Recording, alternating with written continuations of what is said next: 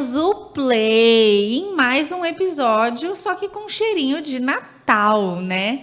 É o nosso penúltimo episódio de 2024, né, amiga? Exatamente. Passou muito rápido nessa primeira temporada, né? Então, gente do céu, essa primeira temporada nossa foi assim, ó, num piscar de olhos. Nossa, eu tô sentindo o cheiro de panetone já. Você não comeu ainda? Não. Você tá atrasada.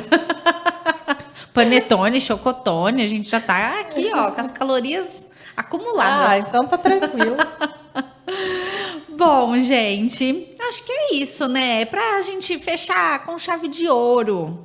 Quase fechar com chave de ouro essa nossa primeira temporada, né? Antes de iniciarmos aqui contando sobre a nossa convidada, primeiramente gostaria de agradecer aos nossos patrocinadores que nos apoiam e confiam aqui no nosso projeto. Forno Paulista, Cowork Bebedouro, Damásio Boutique de Carnes e MM Móveis. E pedir para que você que está nos assistindo se inscreva no nosso canal, curta essa nossa live, este nosso programa, porque aí o YouTube vai entender e vai entregar para mais gente esse nosso conteúdo que é tão legal, né? E manda pro vizinho, pro amigo, pro colega, pra família inteira assistir junto com você.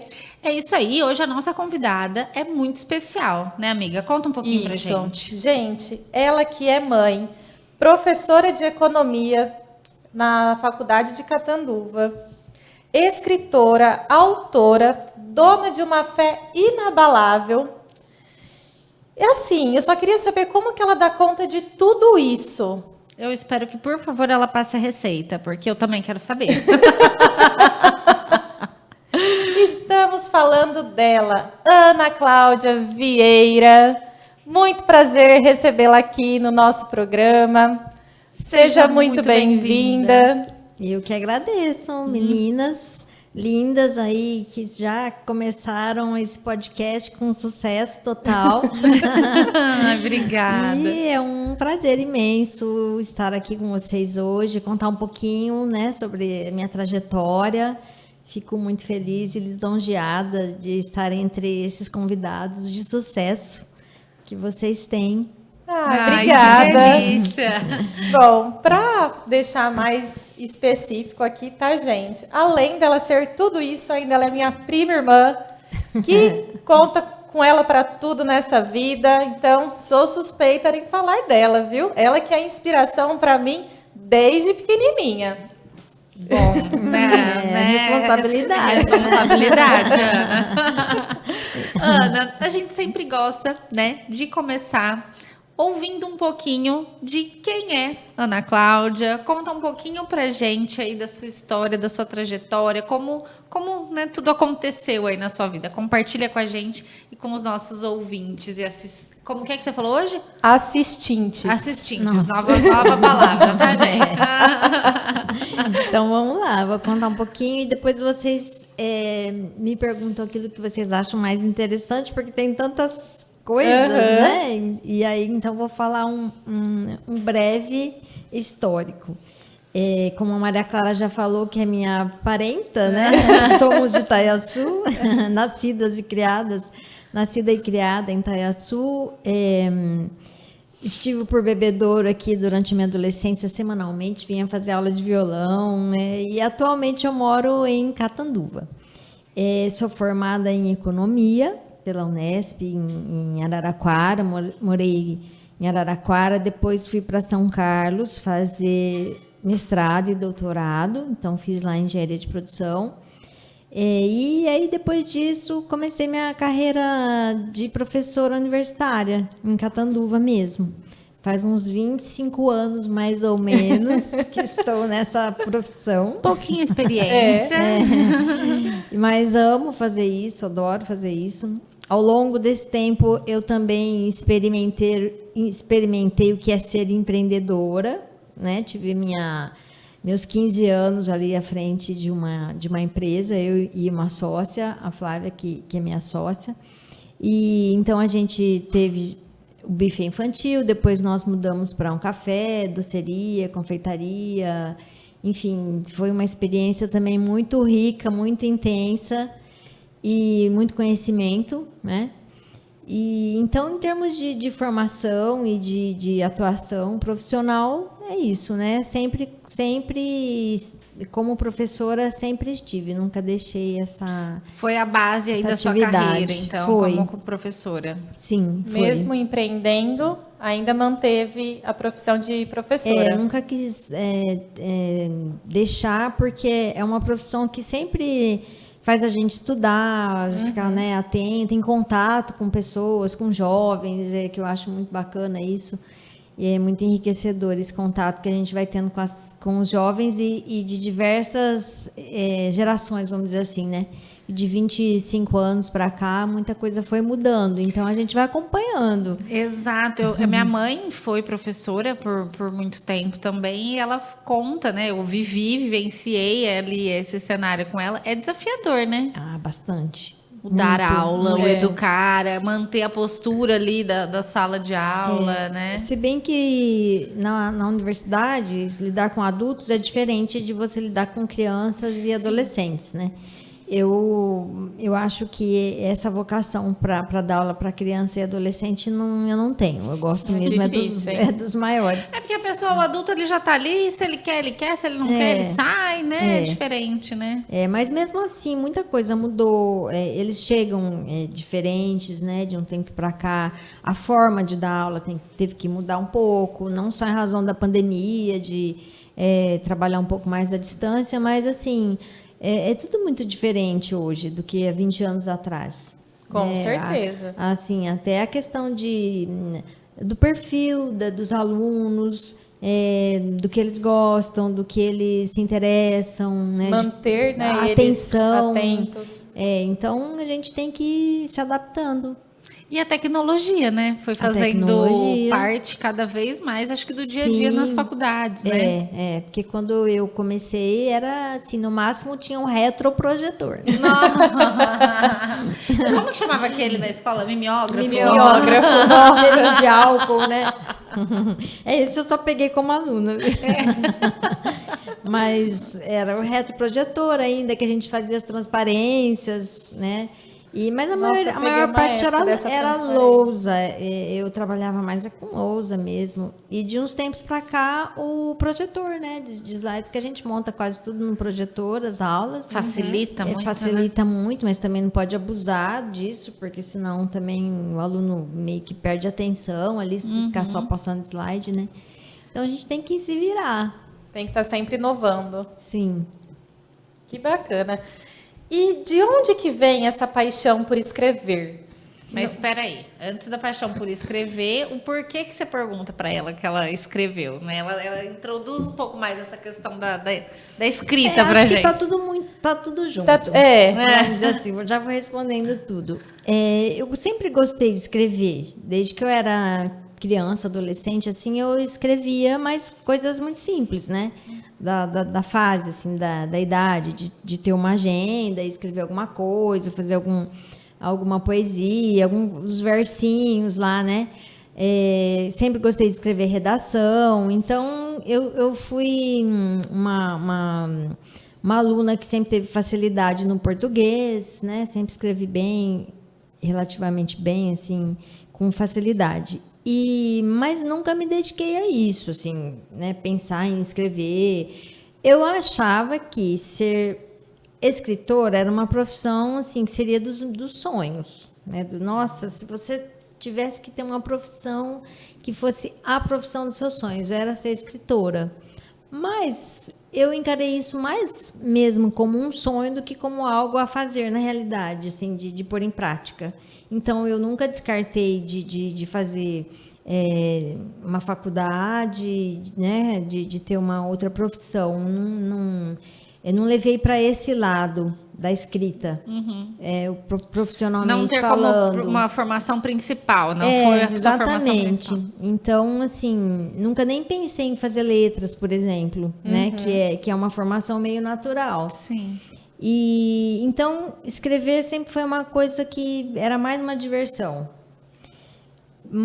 E aí Depois, quando eu comecei a dar aula, né, e fazer os trabalhos acadêmicos, também é um processo de escrever, né? A escrita acadêmica exige bastante. Fiz mestrado, doutorado, tem que escrever dissertação, tem que escrever uma tese, é bastante trabalho de escrita. Mas é um outro tipo de escrita, a escrita acadêmica, mais formal, né? E aí eu cheguei a pensar em escrever alguns livros, mas sempre voltados para a minha área de profissão mesmo. Ela sempre teve um sonho adormecido. Sabe aquela história assim, ó, o que eu preciso fazer na vida? Plantar uma árvore, fazer não sei o quê. E um deles era escrever um livro. Entendi. Entendeu? Mas assim, não tinha um ponto específico para isso. Eu não tive não tinha, ao longo da minha vida, eu sempre pensava, nossa, eu vou escrever sobre isso. Nossa, eu vou escrever. Eu ia viajar, eu queria escrever sobre a viagem. Eu ia fazer alguma coisa, eu queria escrever também. Mas nunca parei para fazer isso, escrever o livro, né? Até que a vida me tornou escritora, né? Com um acontecimento pessoal que me fez escrever sobre aquilo que estava acontecendo. Então, aí sim, me despertou para a oportunidade, para a chance, né? Falei, não, é agora que eu tenho que escrever. Então, vamos embora. Chegou o momento, né? Não, é agora ou nunca, né? Assim, não foi um momento tão, vamos dizer assim, bonito, mas tornou-se bonito, né? Não foi um momento tão bom, vamos dizer assim, né? Porque foi um susto, na verdade. Exato. Então, para quem não conhece minha história, foi um diagnóstico de câncer de mama, né? Que me tornou escritora. Eu comecei a escrever logo depois do diagnóstico. Porque é uma forma até da gente expressar, né, de externar aquilo que está acontecendo. Eu nunca fui uma pessoa muito de falar muito. Sempre preferi escrever do que falar. Então, eu comecei a escrever sobre aquilo que estava acontecendo, mas sem a intenção, inicialmente, de escrever um livro. Só escrevendo mesmo para relatar. E depois de um tempo eu percebi que eu já tinha material para um livro. Porque eu fui escrevendo de uma forma bem organizada, assim. Já tinha uma noção, né, da forma de manter uma redação. Então eu fui escrevendo como em capítulos mesmo, né? E o que assim, realmente te motivou a compartilhar a sua vida em um livro? Então, aí que está a diferença de escrever e de publicar.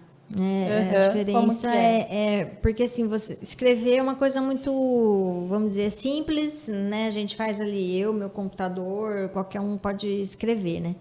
Agora, o publicar, sim, que é um passo à frente, porque você torna a sua história pública. Então, é mostrar para todo mundo aquilo que você escreveu, aquilo que você sentiu, né? No meu caso, que é uma biografia, né? São memórias, então é você ter coragem de mostrar para todo mundo externalizar aquilo que você isso, né? viveu. Uma dor, vamos dizer, né? Mas a motivação foi ajudar as pessoas, ajudar outras pessoas, porque ao longo do meu processo eu entendi que era muito importante ver casos positivos, ver outras mulheres que tinham passado pelo mesmo processo, diagnóstico. Então, às vezes, quando batia algum medinho, alguma coisa assim, eu pensava, não, olha, tem essa, aquela outra, né? Todas elas passaram por isso. Eu também vou passar, né? Deu tudo certo, então tô nessa, eu vou passar também. E aí eu então senti que eu poderia ajudar outras pessoas dessa forma, mostrando a história, lançando o livro, né? Então aí eu parti para a publicação. Como meio que assim, você usou pessoas de inspiração para superar esse momento e aí você também quis ajudar, né? Ser a inspiração de outras pessoas. Isso, exatamente. Porque é um momento bem complicado, assim, quando a gente recebe o diagnóstico e tal, fica meio perdida. Acho que o psicológico é tudo, né? Perante Como que um diagnóstico. foi esse momento? É sempre um susto, a gente nunca está preparada para um diagnóstico desse. Então a gente vai assim meio. Né? E agora? E agora, né? O que eu faço? Para onde eu vou? Onde eu corro? Mas eu procurei sempre olhar para os casos positivos, como eu já falei, né? Quando a gente começa a ler e ver que vai se informando, né? E ver que realmente é o câncer de mama, né? Que era o meu caso, tem cura em 95% dos casos quando ele é diagnosticado precocemente. Então eu me coloquei dentro desses 95% e falei, daqui não saio, daqui ninguém me tira. Mas eu acho isso incrível, porque o psicológico da gente é tudo, né? A gente ter essa mente positiva, por mais que seja um diagnóstico difícil de lidar, mas eu acho que ajuda você a enfrentar uma situação dessa, que não é fácil, de uma forma mais leve, né? Exatamente. Então a gente tem que dominar, né? Todo e qualquer pensamento ruim ou negativo, que é inevitável também nesse momento, mas é falar, não, eu tenho 2 caminhos, não tem? Então é esse. E aí depois é não olhar para trás e falar, não, é esse, e eu sigo em frente até o fim, né? Então foi isso. E aí saiu o livro, né? Depois de um tempo, foi mais ou menos em 2 anos que eu escrevi. Foi durante todo o processo. Eu não parei assim para escrever e escrevi de uma vez. Eu fui escrevendo, às vezes eu parava, em determinados momentos eu fiquei 1, 2 meses sem escrever nada e voltava. Então foi bem natural, assim, não foi nada como uma obrigação. Não. Tenho que escrever. Você foi colocando aquilo que você estava sentindo mesmo, de acordo com o que vinha, né? Com o que Isso. acontecia. que ia acontecendo. Antes da gente continuar, tem um videozinho que eu trouxe, que é um depoimento dela, que não envolve somente o livro, né? Mas esse compartilhar com as pessoas, porque assim, muito se foca no Outubro Rosa. Mas, gente, esse assunto, ele vale para todos os meses do ano, para todos os dias. O autocuidado, o autoconhecimento. Então, tem um trechinho. Diego, você pode colocar no ar, fazendo um favor? Quando eu vim para cá, me deu um friozinho na barriga quando eu estava entrando no salão. Foi acho que o momento em que mais me deu alguma sensação diferente, assim. Mas depois que eu entrei e o pessoal começou a fazer todo o processo, o Tiago tirou todo o meu cabelo, mas eu não vi. Né? Eu não quis olhar no espelho e ele me deu essa opção. Você não precisa olhar se você não quiser. Então eu não quis viver aquela cena da novela que todo mundo lembra e conhece, né? Fiquei de costas, ele fez todo o trabalho e a hora que ele me virou de frente para o espelho eu já estava com o cabelo de novo, toda produzida, né? Eu recebi o diagnóstico do câncer de mama, foi no início de março, há cerca de 7 meses, e eu estava completando 47 anos. Foi um período assim em que eu já estava começando a fazer alguns exames para fazer uma cirurgia de retirada do nódulo. Eu fiz um ultrassom e esse ultrassom deu um resultado assim com alta probabilidade de malignidade. Inicialmente a gente leva um susto. Eu acho que é um momento muito singular de cada um, porque depende muito de como a gente é, de como a gente já vê as coisas, de como a gente vê a vida, né? Por mais que a gente possa imaginar que aquilo possa acontecer um dia, quando chega a hora é diferente, né? Então, de repente você se vê numa situação nova, diante de um desconhecido, no olho de um furacão e não sabe para onde correr. Mas eu tentei assim, me manter serena, equilibrada, tentar resolver as coisas de uma forma tranquila, sem grande desespero, né? Então eu sempre coloquei assim, o otimismo na frente, muita fé, sempre, e o otimismo para acreditar que aquilo ia ser uma fase, que eu ia passar por aquilo, que eu ia fazer um tratamento, mas que ia passar. Teria se tornado para mim um aprendizado. Que depoimento, né? É de um momento muito difícil para as mulheres, em geral, porque cabelo está totalmente relacionado com a vaidade da mulher, né? E a mulher perder o cabelo é realmente algo muito sofrido. Mas cada uma vive de um jeito esse momento. Eu, no caso, optei por colocar a prótese capilar, né? A peruca. Era uma prótese fixa. E essa foi uma opção que eu fiz naquele momento, porque eu achei que, para mim, seria melhor. Eu preferia não aparecer sem cabelo, principalmente para o meu filho. Então, eu pensei bastante nas várias possibilidades e foi a escolha que eu fiz. Mas eu entendo que em cada momento a gente vive de um jeito e cada mulher tem o seu jeito de viver isso, de né? encarar a situação. De encarar. Isso. Tem muitas mulheres que não usam a prótese, mas que brincam, assim, né, no bom sentido, com os lenços e com o visual. E por que não dizer que muitas ficam bem, felizes do jeito que estão, né? Então é de cada um mesmo. Cada um tem que viver o seu processo. Exato. Mas que é um dos momentos mais difíceis, Porque já não é legal, que eu falo assim, já não é um processo fácil, né? E aí você tem que estar confortável de todas as maneiras. Exatamente. Né? Foi uma opção sua ficar Sim. confortável dessa forma. Né? Exatamente. E aí, então, assim, foi a minha escolha, mas, de repente, em outro momento eu teria feito outra, e outras mulheres, hoje eu vejo que, às vezes, fazem as duas coisas, que usam peruca e no outro dia não querem e tiram, e usa só o lenço ou não usa nada, né? Então, porque... Fica bem versátil.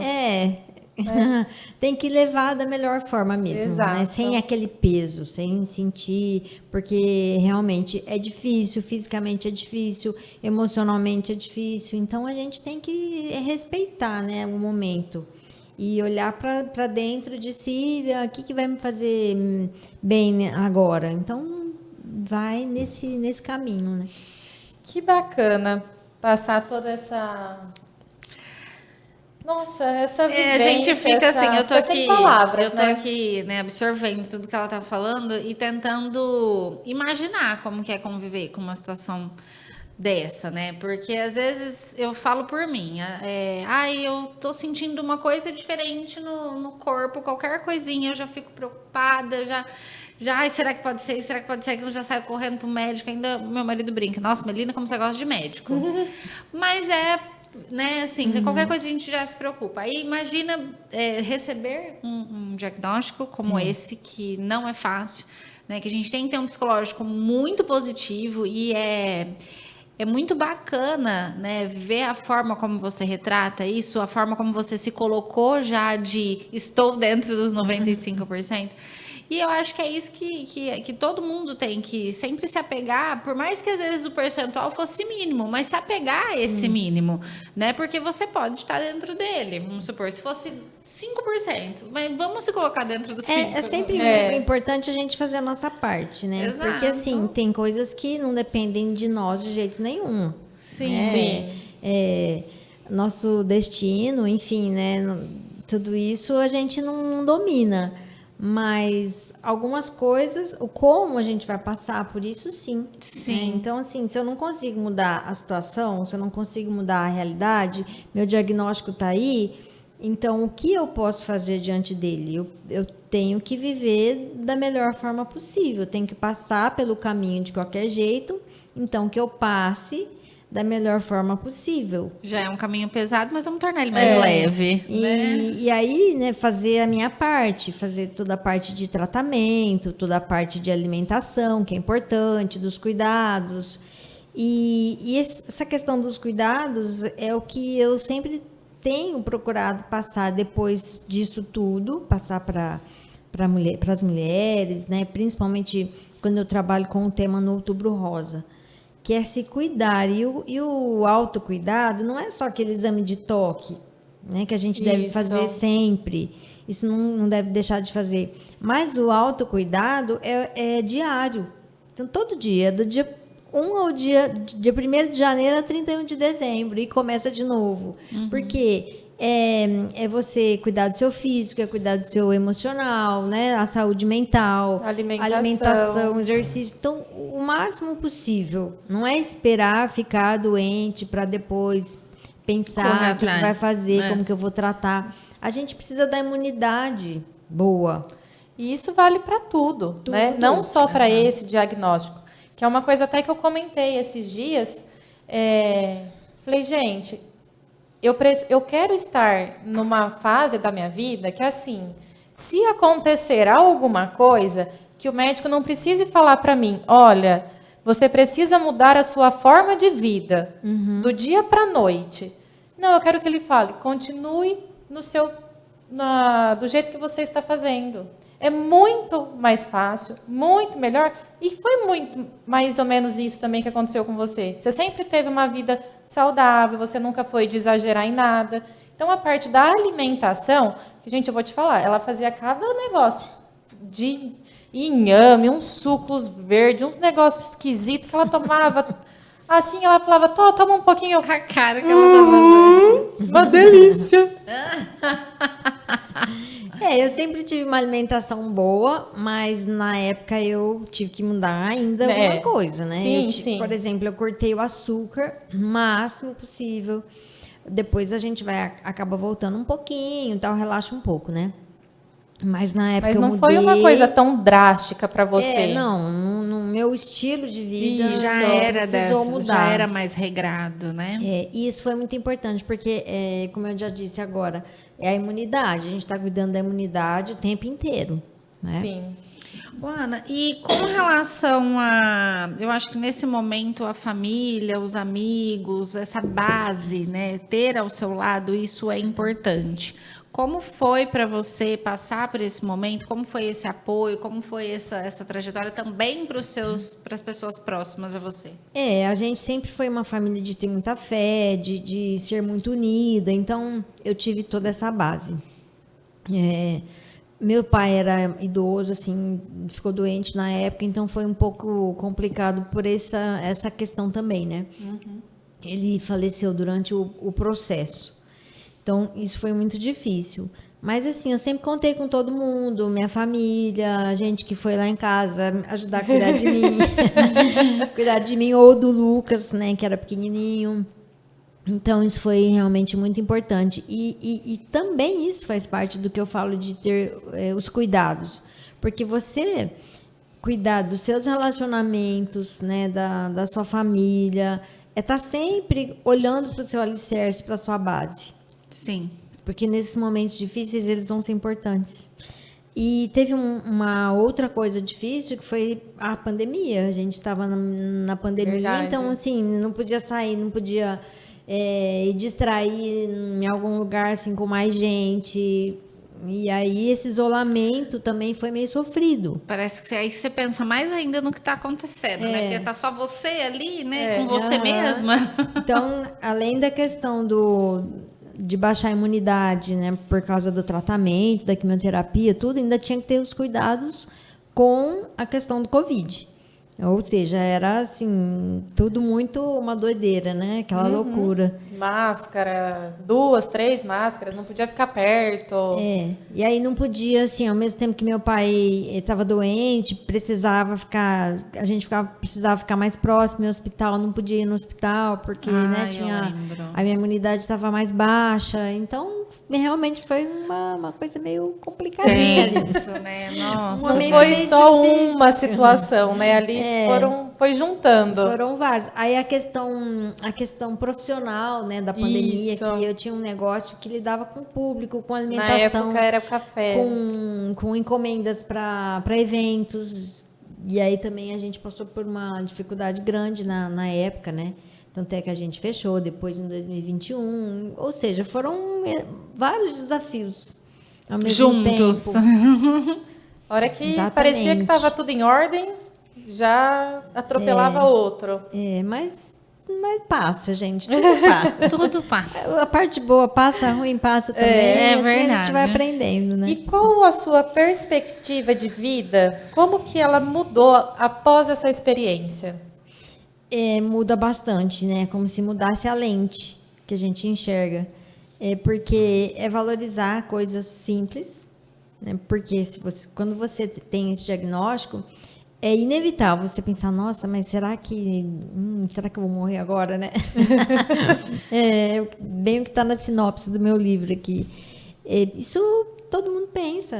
Duvido que alguém não pense isso quando tem esse diagnóstico. Até a gente entender o que é, que tipo que é, o que vai fazer, como vai tratar. E aí a gente pensa muita coisa, né? Do tipo, o que tem valor para mim agora, nesse momento? O que realmente eu precisaria ter feito e não fiz? Qual é o valor de ter trabalhado tanto? Qual é o valor de repente, não ter feito coisas, né, para economizar dinheiro? Enfim, a gente pergunta um monte de... Por que eu fiz tanto isso e menos isso? E aí muda a perspectiva. Muda sim. Eu acho que de lá para cá eu passei a fazer coisas que eu gosto mais, usar meu tempo com coisas que eu gosto mais. Uma delas é a parte é a escrita, porque eu escrevi, publiquei esse livro, né? O título do livro é Atreva-se a Viver Melhor Depois do Câncer. Eu ia falar, então esse título tem muito a ver com esse novo olhar, né? Exatamente. Com essa nova perspectiva. Então é o querer viver e viver melhor. E depois que a gente passa por uma situação dessa, como eu disse, muda a perspectiva. Mas eu acho importante mostrar para as pessoas que toda hora é hora de olhar a vida de outro jeito. Não precisa esperar ter um diagnóstico. Exatamente. Né? Seja, né, de qual for. Exatamente. E então é isso, assim, nesse sentido de olhar para a vida de uma forma mais leve, sem tanto sofrimento por coisas Tanta que não cobrança, precisam. Né? Gastar um pouquinho do seu tempo com gente que você gosta, com coisas que você gosta, para você mesmo, né? Se dar alguns presentes, assim, de vez em quando. Então, eu me dei de presente depois essa oportunidade de me tornar realmente escritora, como eu sempre achava que era uma profissão dos sonhos. Então, vamos viver. Que era algo que estava ali, guardadinho, então, vamos viver o sonho, né? E eu ainda não publiquei outros livros, mas eu resolvi me qualificar mais, tá? Apesar que eu acho que eu escrevo com facilidade, como eu já disse, escrevo bem e tal, mas eu nunca tive a formação nisso, não conheço muito a fundo. E aí, então, eu fiz a matrícula num curso de formação de escritores, faço esse curso atualmente e provavelmente farei outras publicações. Ô, Ana, e enquanto você estava escrevendo esse livro, né, relatando um pouco do que você estava vivendo ali, teve alguns momentos difíceis ao colocar isso, porque você estava retratando ali uma situação delicada, ou aquilo já era meio que terapêutico ao mesmo tempo? Como que foi escrever sobre esse momento com tanta dor? E só adentrando, que aí me surgiu também mais uma dúvida. Por exemplo, nesses momentos que às vezes foi doído, você fala assim, não vou escrever isso aqui não, vou pular, ninguém precisa saber. Teve também momentos assim? Isso, eu nem me vem cenas na cabeça sobre isso, porque acho que foi muito natural. Assim, o que eu tive vontade de escrever, eu escrevi. Se teve alguma coisa assim que eu quis tirar também, nada foi forçado. Né? Assim, algumas coisas que foram mais difíceis, que nem essa questão do cabelo, que é difícil, mas eu não sofri muito com isso, sabe? Eu levei de uma forma boa. O início, eu acho que é o momento mais difícil. Então, foi mais terapêutica mesmo a escrita. Tá nesse sentido mesmo, de escrever, assim, contando, pondo para fora, me ajudando. Mais me ajudando do que me forçando a qualquer coisa. Ou do que te cutucando a alguma dor ali, né? Era mais para pôr mesmo, tô desabafando, como se fosse um diário. Eu acho que depois que tinha tudo escrito, que eu acho que aí você pensou, né? Não, olha, poderia... Eu acho que no momento do começo, de escrever, de colocar ali, É só mais no final que eu já comecei a direcionar para um livro, né? Então, no começo, Então, realmente foi os bem... primeiros capítulos foi bem isso, de escrever o que estava sentindo, o que estava acontecendo. Aí, quando já chegou mais no final, que eu já tinha a ideia de que daria para ser o livro, aí sim, eu fiz alguns capítulos mais já tentando fechar essa ideia de mostrar o positivo, né? De deixar alguma mensagem para as pessoas que fossem ler. Como você espera que esse livro impacta o leitor? O que você espera alcançar com esse livro? É mostrar que a gente, mesmo diante das adversidades, a gente pode escolher como vai lidar com elas. Então, fazer a sua opção de como você quer encarar. Esse problema pode ser pequeno, ele pode ser grande, mas depende de você a forma que você vai lidar com isso e o quanto ele vai te abalar e o quanto ele vai te afetar. Então, eu acho que essa é a grande mensagem. E que, assim, a fé é algo que a gente não deve perder nunca. A gente precisa sempre estar ali muito fortalecido na fé e sempre olhar tudo com olhos de quem está aprendendo alguma coisa com aquilo que está acontecendo. Sempre né? tentar tirar algo bom. Sempre tem alguma coisa boa. Sempre tem. Por mais que não pareça. É porque você fala assim, nossa, mas o que tem de bom, às vezes a pessoa que está assistindo num diagnóstico como esse? Isso. Não tem muita coisa, porque você conseguiu fazer uma autoanálise, né? Você conseguiu mudar, como você disse, a lente dos olhos, de como você enxergava a vida. Realizar um sonho. Se apegar a coisas que façam mais sentido para você, porque às vezes a gente, fala sempre muito aqui do nosso automático, vive no automático, aí tem que fazer isso, tem que fazer aquilo, e vai deixando a gente de lado, vai priorizando todo mundo, menos a gente. Não faz uma academia porque não dá tempo, não faz uma caminhada porque não dá tempo, eu preciso fazer uma fisioterapia, não consigo porque não tenho tempo, eu preciso comprar uma calça e eu não tenho tempo, um exemplo, mas vai priorizando tudo. E a gente vai ficando, né? Isso, de escanteio. E aí, nesse momento, acho que você fala, não, eu preciso ter um tempo para mim, né? Você conseguiu ver esse... Né? É porque um dos capítulos que tem nesse livro é sobre a finitude da vida, né? E a brevidade das coisas. Tudo é muito breve, gente. O ano passa voando, a gente não vê o que está acontecendo, a criança já está daquele tamanho. Então, é muito breve. Se a gente não aproveitar e não olhar a parte boa, a gente não vê a vida passar. E daqui a pouco você tem 40, e daqui a pouco você tem 60, daqui a pouco você tem 80. E aí? Né? E como você viveu? E o que você leva? Porque eu falo que a única coisa que a gente leva da vida são as nossas vivências, as nossas experiências e o nosso conhecimento. Exato. Né? Os materiais ficam tudo aí. O ter ocupa muito espaço na nossa vida. E nós precisamos deixar um pouquinho mais para o ser, mais do que para o ter. Sim, é verdade. Nossa, essa foi filósofa. Foi. Gente, mas eu quero aproveitar esse momento para agradecer nossos patrocinadores, Forno Paulista, que está sempre com a gente, Cowork Bebedouro, Damásio Boutique de Carnes e MM Móveis. Eu acho que a gente podia ir para um breve intervalo para recuperar aqui as emoções e em segundos nós já estaremos aqui de volta. Não saia daí. Enquanto isso, curta, comenta, manda essa live para o seu amigo, para o vizinho e para quem você quiser. O senhor deve acordar muito cedo para fazer tudo isso, né? Que nada, tudo que você tá vendo aqui na minha padaria vem da Forno Paulista. Eles entregam tudo fresquinho e prontinho para assar. É praticidade, segurança e sucesso pro meu negócio.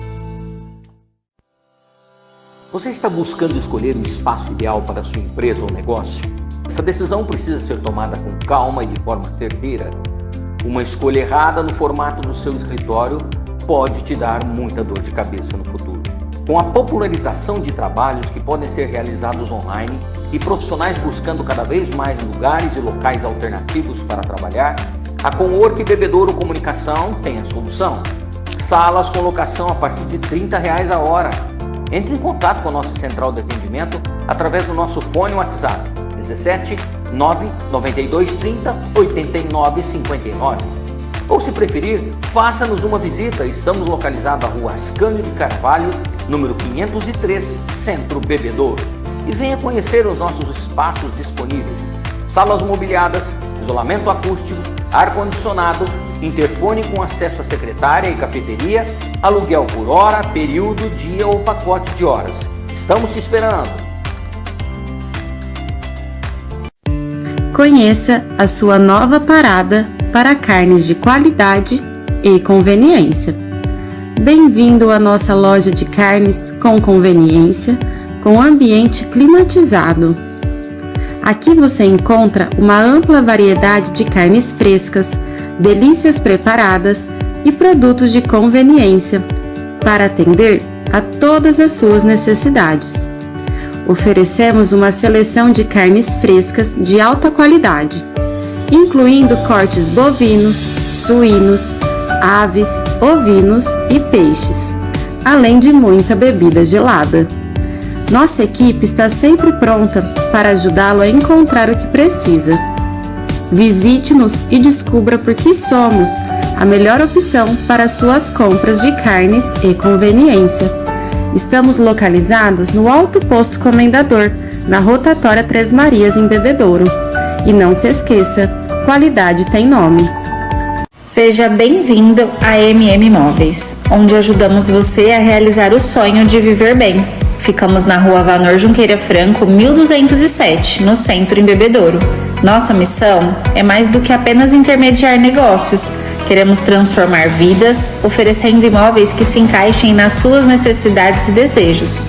Com anos de experiência no mercado e uma equipe dedicada e capacitada, estamos prontos para oferecer uma experiência única em cada etapa do processo. Desde a escolha do imóvel até o momento das chaves, acompanhamos de perto cada detalhe para garantir a sua satisfação. Na MM Móveis, trabalhamos com uma variedade de imóveis, desde residenciais a comerciais, sempre com o compromisso de oferecer qualidade, segurança e um atendimento personalizado. Mais que uma imobiliária, somos um parceiro confiável. Entre em contato conosco e descubra como podemos ajudar você a encontrar o imóvel ideal. Estamos de volta. Nós falamos que era rapidinho, né? É só piscar que estamos aqui. Então, você ainda que está chegando neste momento, nós estamos aqui com Ana Cláudia Vieira, autora da sua obra Atreva-se a Viver Melhor Depois do Câncer, onde ela relata sua vivência, desafios. Nossa, até me fugiu agora, gente, porque assim, é um livro muito emocionante, não só para quem está enfrentando esse diagnóstico, mas para você que conhece alguém, né, ou para você mesmo que nos assiste. Uma inspiração. Uma inspiração. Por exemplo, para mim, né, eu li esse livro dela e ele te faz acordar para muitas coisas. Te faz repensar, refletir no que a gente está fazendo da nossa vida. Então, esse exemplar aqui, ele vai ficar conosco. E se você tem interesse em recebê-lo, o primeiro que entrar em contato com a gente vai ganhar ele assinado, autografado por ela. Então, o primeiro que entrar em contato, hein, gente? Somente esse exemplar, né, amiga? Com certeza. Exclusividade do podcast do Zero Sucesso. É isso aí. E assim, compartilhando às vezes para quem tá, né, já começando nos assistir neste momento, após o nosso intervalo. A Ana, além de escritora, é professora, compartilhou aqui um pouquinho com a gente sobre a formação, sobre a trajetória de vida dela, compartilhou esses momentos de superação durante um diagnóstico que não é fácil de lidar. Então, são, como a Maria Clara falou, são insights que dá na gente de vamos valorizar a vida, né, gente? Assim, porque você vê que a gente às vezes se apega, né, em coisas supérfluas. E temos nossa queridíssima aqui para continuar esse bate-papo. E a gente queria que você, né, continuasse ali falando pra gente um pouquinho. Eu acho que de tudo isso que você já compartilhou, de tudo isso que você já contou aqui, o que mais você gostaria que as pessoas soubessem, né, sobre essa luta, que talvez a gente ainda não tenha abordado ainda, sobre o diagnóstico do câncer de mama, sobre tudo isso, esse momento que você viveu, o que mais que você gostaria? Antes de mais nada, é o cuidado, né, que a gente tem que ter sempre. Sempre, sim, olhar para a vida nesse sentido de estar se cuidando, estar reforçando os seus soldadinhos de defesa, não é? E isso é físico, é emocional, né? Igual a gente já falou aqui. Então, é um reforço sobre a importância disso mesmo. Que nós temos que pensar que nós temos que estar preparados para as coisas que vêm pela frente, sempre. Então, vem coisa boa, sempre vem coisa boa, mas às vezes também a gente é atropelado, né, por coisas que são ruins, que a gente jamais imaginou passar. E aí, sim, estar preparado, se é que isso é possível, né, gente? Aceitar mas a situação, em alguns aspectos a gente pode estar mais preparado. Como é o caso de se cuidar, né? Isso. Ter essa saúde, ter uma boa alimentação, um bom autocuidado, né? Isso já é uma...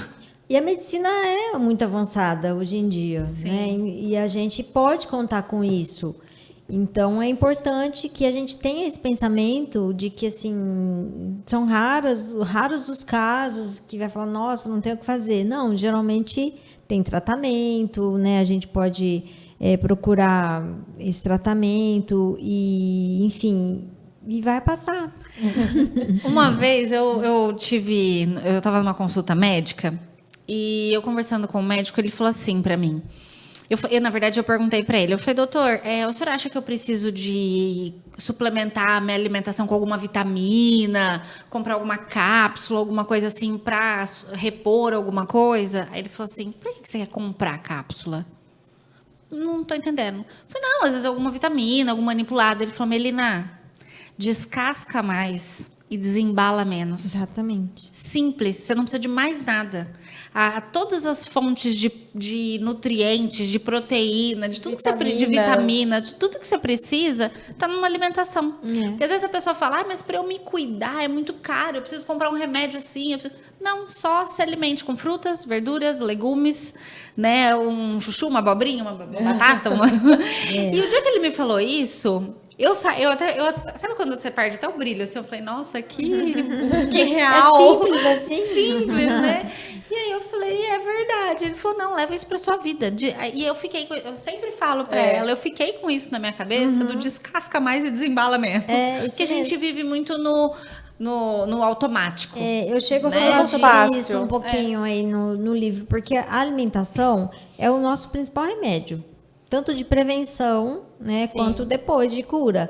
Mas principalmente de prevenção. Sim. E é bem isso. Menos industrializado possível. Porque a gente tem acesso aos produtos naturais. A gente tem acesso aí às frutas, verduras, legumes. Então, para quê? Comprar uma lata, né, de alguma coisa que vai estar cheia de conservantes, cheia de produto químico, se a gente pode comer o natural. Sim. Exato. E é muito menos nocivo para o nosso organismo. Exatamente. É questão de hábito isso. Verdade. Não é? Mas eu tô com uma dúvida, Ana. Não vai rir, né? Não sei. Não prometo. Eu queria saber assim, ó, o que uma escritora faz? Ela só escreve? A forma mais simples de responder o escritor escreve. Sim. Tipo assim, professor só dá aula. Professora, além Você de trabalha dar aula, ou você você trabalha? bem aquela isso. pergunta que eles sempre fazem. O escritor escreve, esse é o produto principal dele, mas ele tem que fazer tantas outras coisas além de escrever. E eu também não sabia disso, viu, gente? Só caiu minha ficha depois que eu publiquei o livro. Porque a gente escreve e aí vem a pergunta, e agora? Como que ele vai ser publicado? Isso, como que é isso? Então, a gente tem várias alternativas. Tem a as tradicionais, de forma tradicional, que é procurar uma editora, e uma editora geralmente é grande, assim, e você entra num processo seletivo que é uma fila, vai. Nossa. E aí você manda seu material de 3 a 6 meses, mais ou menos, para responder quando respondem, né? Nossa. Então, esse não é o melhor caminho para quem está começando. Aí você tem um mini infarto de ansiedade. Né? O que era terapêutico. Virou um nervosismo. Nesse caso, quando acontece isso, quando é esse o processo, então o autor não vai pagar pela publicação, é a editora que vai arcar com esse investimento. Porque ele escolheu o seu trabalho. Ele escolheu o seu trabalho. Outra possibilidade é você mesma contratar uma editora, prestadora de serviço, e aí você manda o material e eles vão fazer. Aí tem todo um processo também. Revisão, a diagramação, a capa, né? Não é uma coisinha assim tão rápida. Mas aí é o próprio autor quem vai custear, né, esse livro, e aí ver quantos exemplares vão ser. E ainda tem a produção independente, que é fazer tudo. Eu posso fazer minha própria capa, ou eu contrato um capista, ou depois eu contrato um diagramador, tudo separadinho, e eu vou montar o livro.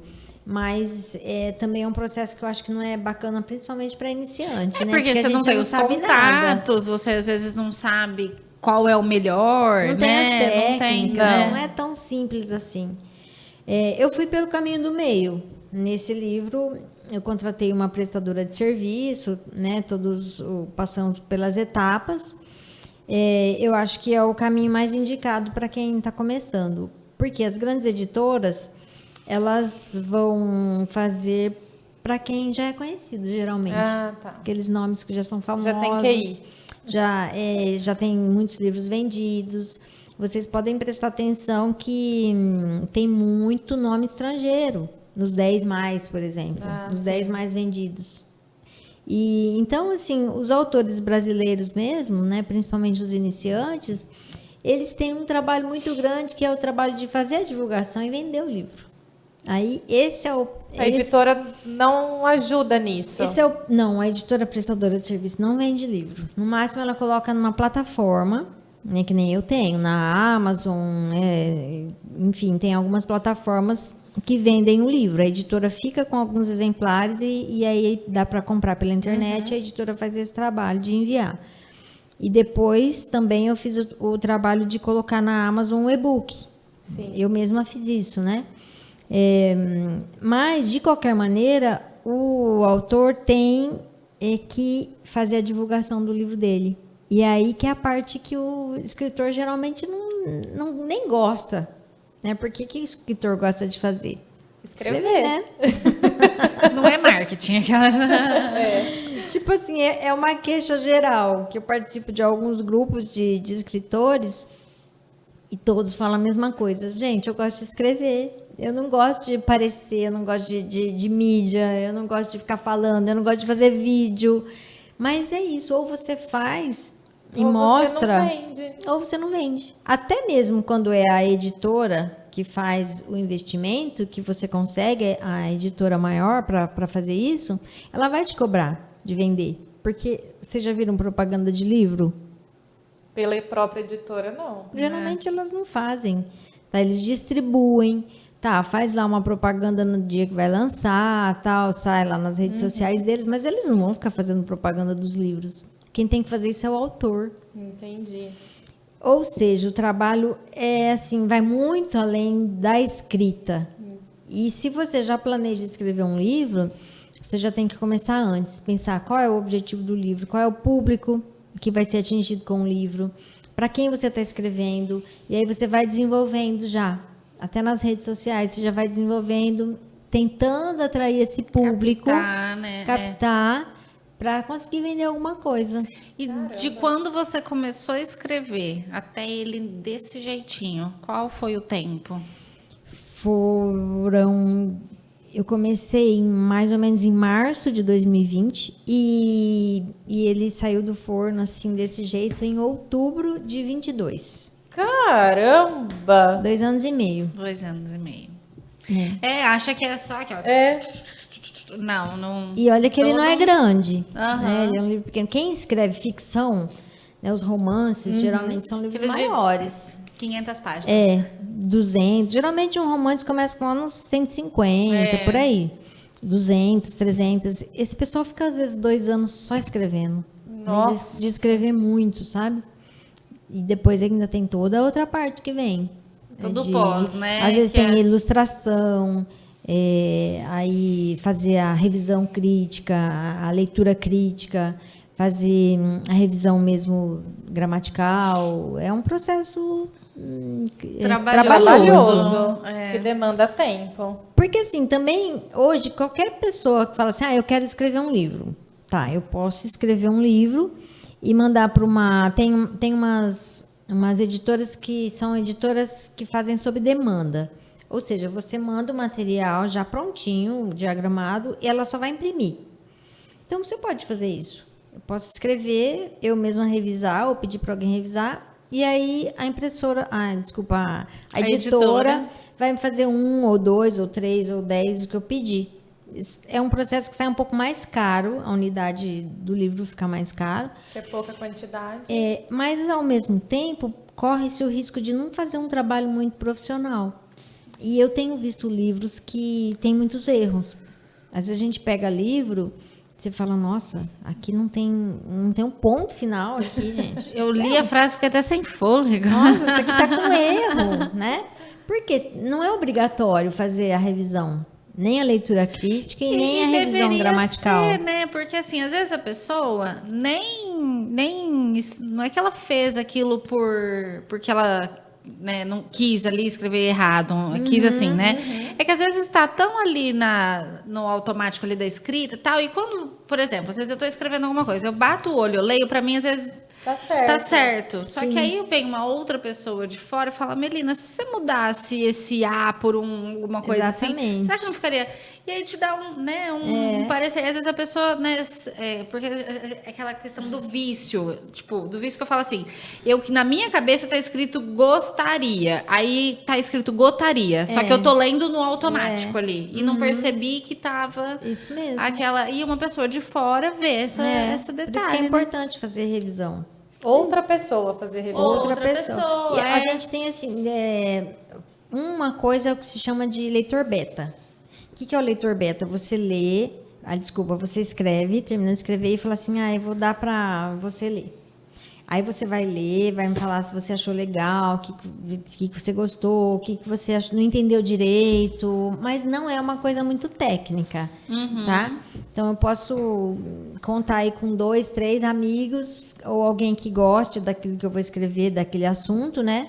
Que entenda um pouquinho e vai ser meu leitor beta. Mas não é um profissional. Aí outra coisa é a leitura crítica. A leitura crítica vai te mostrar os caminhos mais comerciais, em termos de público e tal. E uma outra coisa ainda é a revisão de escrita, gramática e tudo mais. São 2 etapas. Na crítica, ela não vê a parte gramatical. Pode ser que algum profissional faça isso.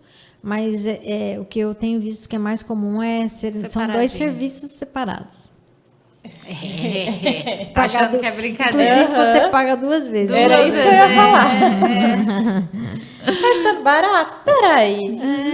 E é caro, né, gente? É caro. Não tem... E o livro, assim, as pessoas não têm muito hábito de leitura no Brasil. Não. Então, acham caro também. Falar que vai comprar um livro a 30, 40, 50 reais, acha que é uma coisa muito cara, mas gasta 50 reais com qualquer porcaria. Assim, né? Um tigrinho. Vai lá, não sei o que é o tigrinho que você está falando, mas vai lá pegar os bichinhos lá que gasta às vezes sei lá quanto, né? Sem perceber. Então, é questão de valores, de prioridades, de hábitos. No Brasil, a gente valoriza muito pouco isso, não temos. Sim. O brasileiro lê muito pouco. Tem muita gente que não lê um livro na vida, né? Que não lê um livro por ano. Sim, então, eu acho que o Lucas fez 9. 9 anos. 9. Eu acho que ele já leu mais livro que muito adulto. Né? Porque tanto a Ana quanto o Fabrício, eles têm essa cultura deles. Esse gosto, esse hábito de leitura. Então, o Lucas tem coleções já de livros. Quando isso é inserido na rotina, né? Como alguma coisa natural. Natural, e acaba se tornando... Tudo é prática, né? Fica uma coisa ali. Esses dias a gente estava num restaurante e eu e o Paulo, a gente até comentou sobre isso. Eu fiquei... E não era pra gente ficar assustada, né? Não assustada de forma negativa, assustada de forma... Admirada, essa é a palavra. Nós estávamos no restaurante e chegou uma família com 2 filhos. E, normalmente, o que você vê no restaurante? Os pais, os filhos aqui, ó. No celular. Né? Não, bem. Eles tiraram um livro cada um. É de admirar mesmo. Eu fiquei assim, surpresa, né? Eu fiquei surpresa. Eu falei, que lindo. Eu falei, é isso que eu quero pro meu filho. Eu quero que ele tire um livro num restaurante e leia, porque é cultura. Você, né, desenvolve vocabulário, você desenvolve raciocínio, você desenvolve escrita. Exatamente. E aí a gente ficou... assim, literalmente admirado de ver, porque o que se vê no brasileiro, né, de forma geral? Só tela, né? Tela, celular, o pai, a mãe, o filho, o avô. E aí, Paulo, a gente toda hora que a gente estava almoçando, se eu ia pegar o celular, eu ficava até constrangida. Eu falei, não. Sabe? Porque eu falei, gente, que bonito de ver, né? E a gente tem que trabalhar isso, porque a criança, ela não vai... ser naturalmente um leitor. Você tem que fazer isso ser natural. Se ela vê você com o celular, ela vai pro celular. Se ela vê você com um livro... exemplo, né? Sempre. Exato. Sempre o exemplo. Inclusive, eu tenho, para divulgar um pouquinho melhor, assim, as coisas, né? Tenho aparecido um pouquinho mais, né, na rede social.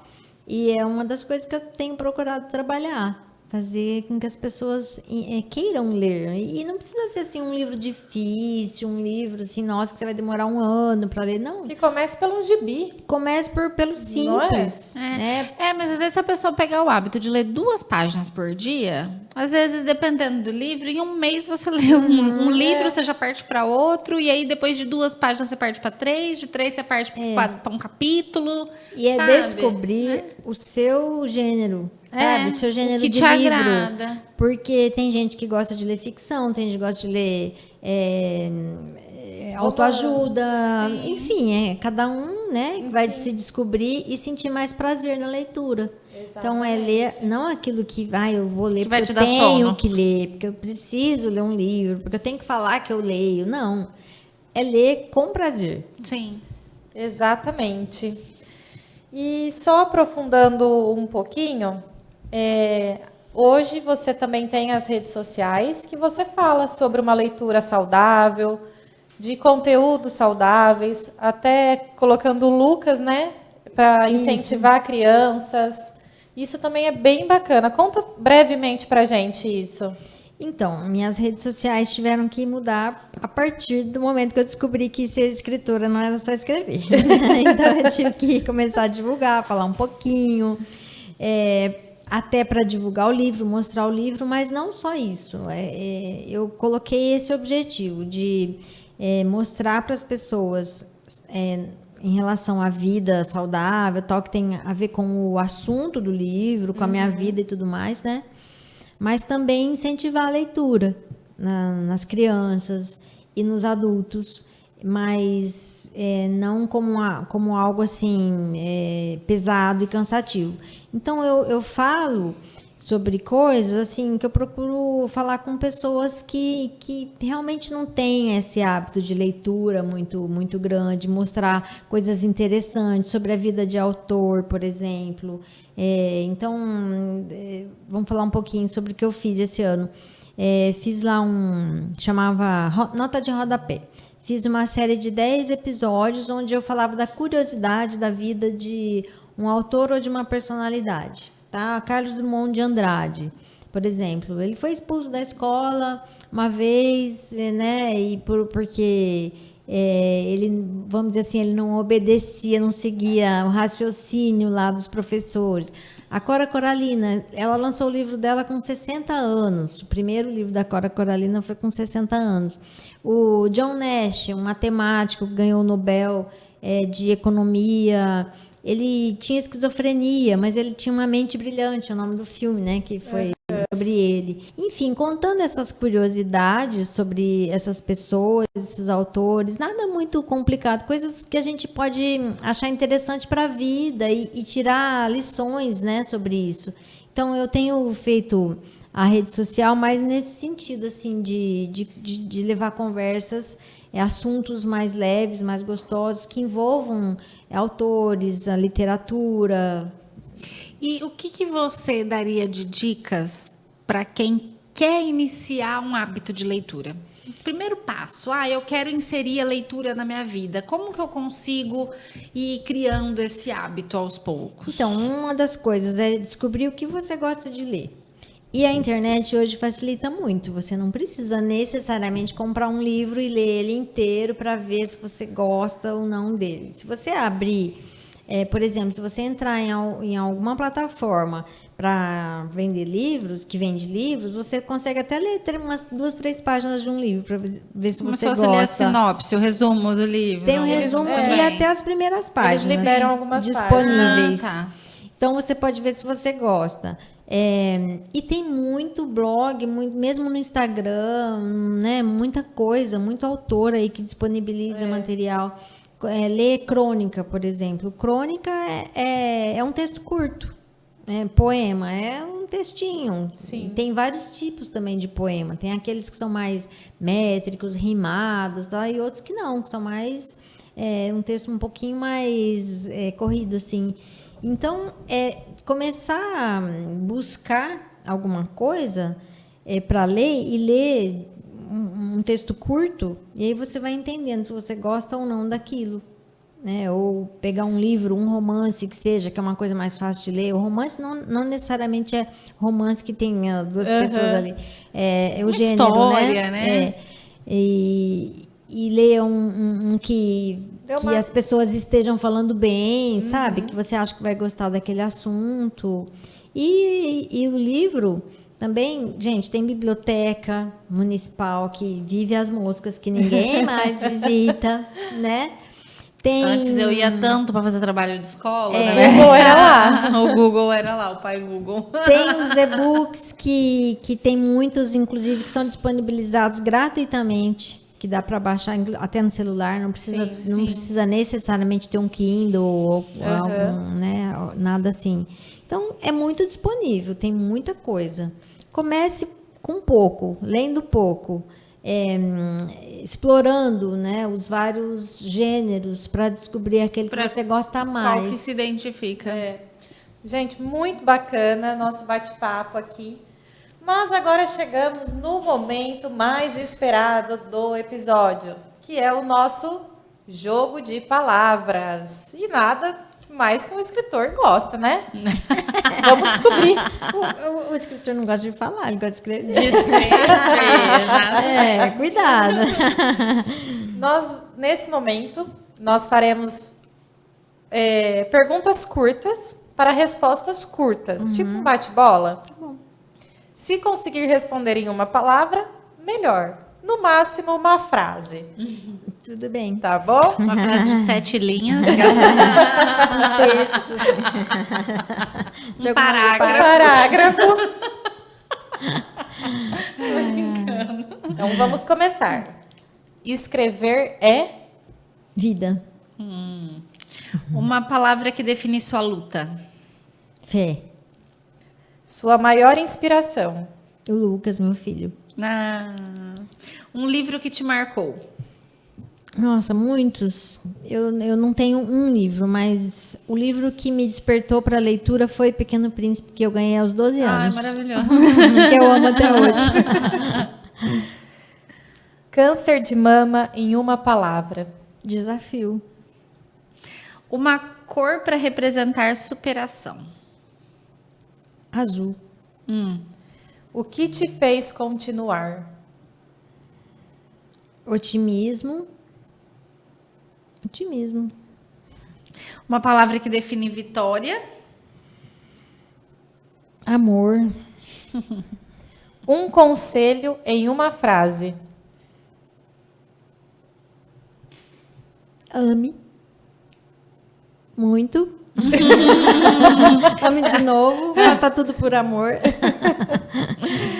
Escrever cura? A mim cura. E por último, A que não pode faltar. para você, o que é sucesso? Sucesso tem muito mais a ver com o como você está do que onde você está.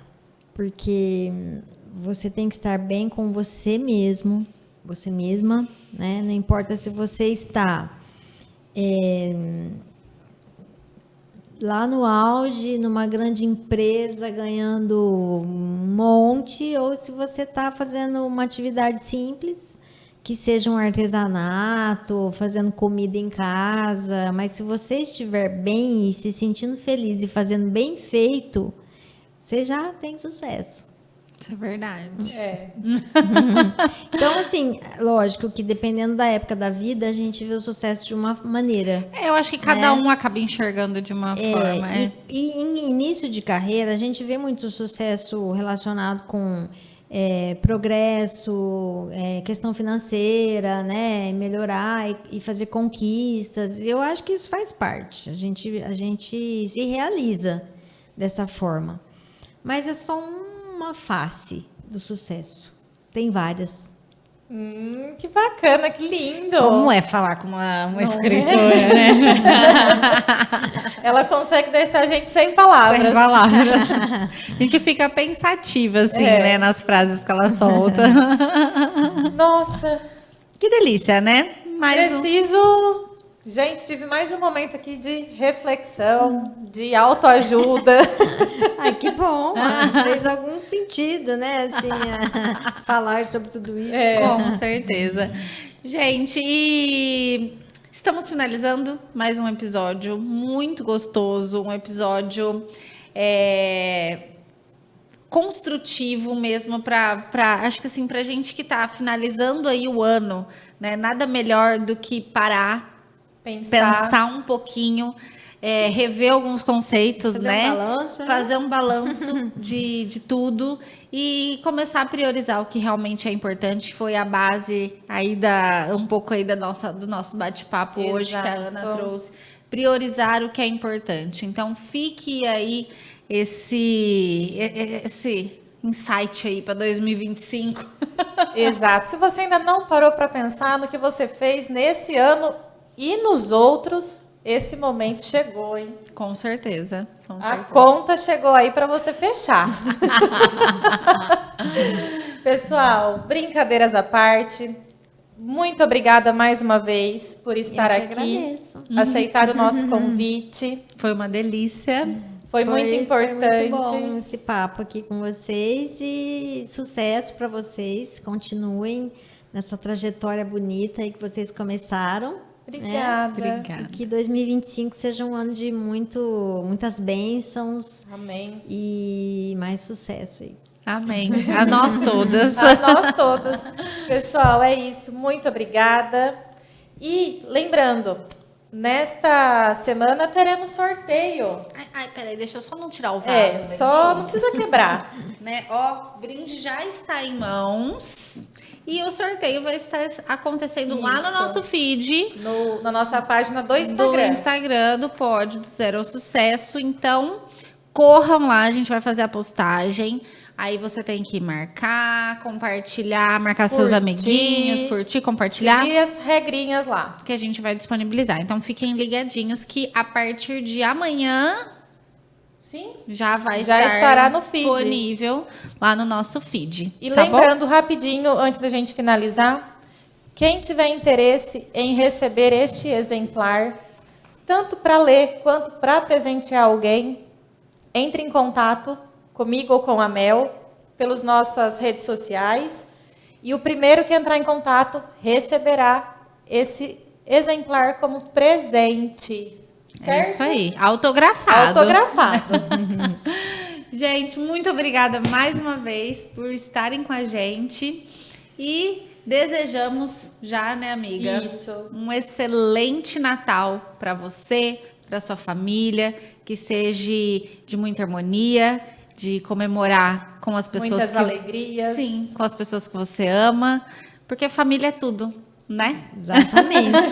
Como ela disse, é a base ali para muita coisa também. É isso. Próspero ano novo, cheio de bênçãos, realizações e que venha 2025. Que venha 2025, Do gente. zero ao sucesso. Já é sucesso. Até o próximo. Um beijo. Tchau. Tchau.